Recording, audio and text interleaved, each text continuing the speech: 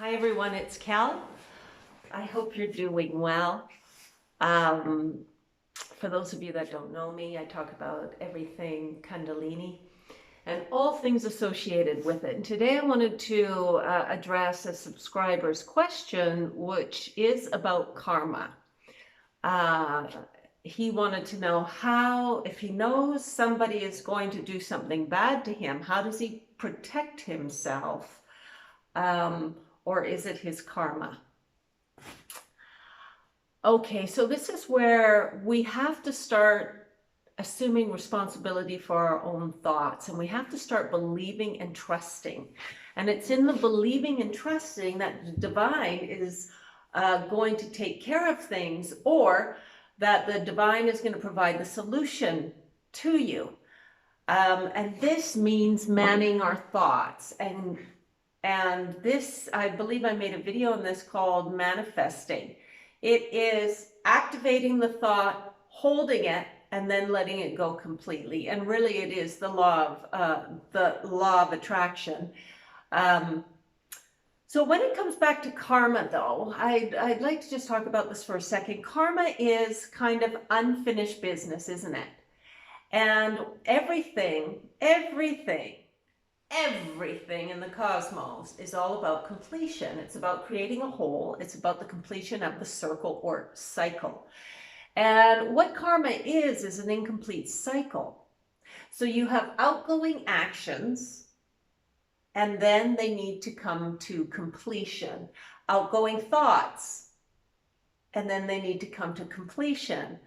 And the whole thing about the thought, because majority is thought, we just realize the action component because it's visual, we can see it. When we have a thought that is incomplete, like say for example, I have a judgment about someone. Oh boy, they're doing that and it's wrong because. That is judgment is an incomplete view, an incomplete thought. And when you come to the understanding of why they did what they did, and a lot of times, I don't know about you, but for me, a lot of the time when I have a judgment, I will find myself a month or a year or a week or a day later involved in the same scenario. And it will present itself so that I understand completely why that person did that. And then I will come to completion. Okay, so you have the active thought, and then you've got the completion of it. This center point is the furthest away. It's the 180 away from the completion in thought. Okay, so it's the 180 away in the completion of thought.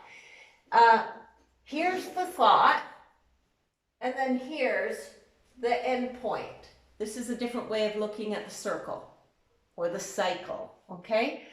Here it is here. This is the furthest point away. It's this point here. And then the realization, the understanding component is this point here, where you arrive back at the same destination where you did when you initially had the thought or the action. So here's the starting point here. Here's the ending point here. This here is, this point here is the furthest away from the realization. That is the 180. This is 180 degrees right here. And right here, this is 180 right here. And this makes 360. When you hit the 360 degree of your thought, it's had the full cycle and it's come to completion. Now, in order of, when it comes to protecting yourself, there's a lot to be said about karma, and there's so many different aspects of it. But in a nutshell, this is what karma is. It is the thought always seeking completion, so that you become like the mother, right? Knowing all perceptions at all times, and you rest in a state of love, knowing all is well. That is the whole cycling of karma, to eventually bring you to that state of bliss where you know all is well, because everything is coming to, everything is learning, everything is evolving, and everything will at some point, all different gestation times, at some point will come to that state of completion in an infinity different ways. And when you rest in that space of absolute bliss, you are completely connected to the divine, and that is the future.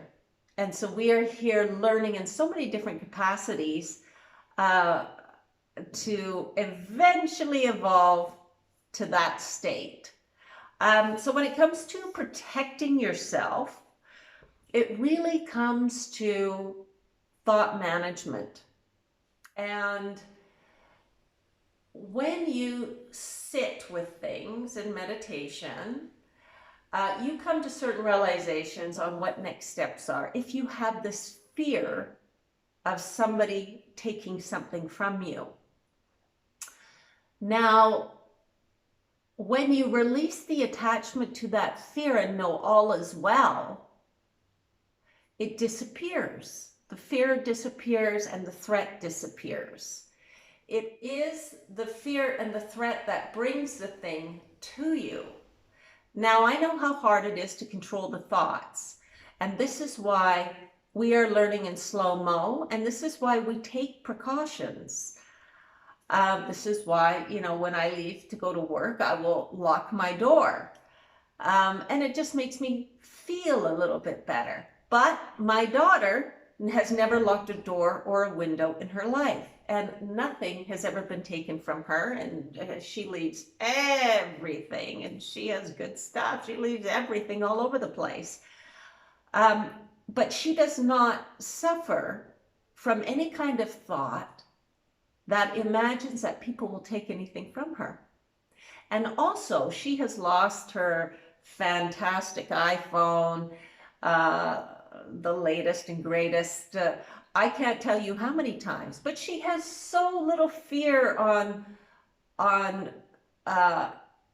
about losing it, that someone will call her up, or she'll just be and say, "Hey, I got your phone."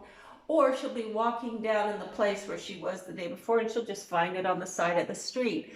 This is because she has absolutely no great fear in losing anything, and has no idea that people could possibly take from her. She just doesn't entertain those thoughts. So, having thought management is absolutely critical, because that's the beginning to believing. And that's the beginning to trusting. And when you believe and trust, there becomes nothing to fear, and the cycle completes itself and falls away. So this is the whole concept of karma. And incidentally, if you do the Kundalini, and even if you do it royale like I did, you are not absolved of karma. You still have to get through your cycles. But I want you to know, meditation does absolve a lot of karma. It really does, because it brings all closest to the thought processes that are associated, that need the completion. So, I hope that this video has brought some clarity on karma. And karma wasn't made to affect us. Karma is the big cycle of expansion and collapse in very small form. The universe can only move in this way. It can only move in this way because this is all it knows. This actually represents the original fall, the fall of light into the body of the mother. So, and it is on repeat everywhere, in everything and everywhere. Nothing is not trying to form this cycle. Nothing is not trying to complete this cycle. because that's where the learning curve is, that's where the completeness comes, and that's when fullness arrives. Now, this is a really big topic to understand, but this is the universe full stop. This is it in the big thing that is on repeat unto all things small. The beauty of the expansion is that man, trying to create things, doesn't do this in a lot of ways. And how do I say this better? In his building of things. And he creates expansion through the activities and thoughts that don't mimic this. So when it comes to karma and protecting yourself, really the big work is controlling your thoughts, and then only identifying with the ones that come to completion. Oh wow, because then you have more of that. Everything you associate with, everything you hold the focus on grows. Where things grow, where focus goes. So you really want to be manning the thoughts, and the thoughts are hard to do. Manning the thoughts is difficult. But that's where the greatness lies. And that's the beauty of meditation, because in meditation, you're focused on nothingness, which allows a lot of completion to happen.